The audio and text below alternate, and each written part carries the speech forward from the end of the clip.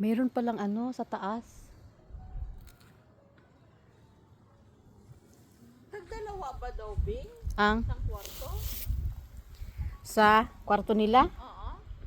Hindi ko natanong kaya. Hindi ko alam. Hindi ba sila kasama apa? 5? Hindi. Taro-taro? Hindi ko natanong. Kala ko kasama sila. Sabi daw ng anak mo, pag halimbawang pagdadalawahan daw, sila ang dalawa daw magkakuan, sabi ng anak mo daw. Ah.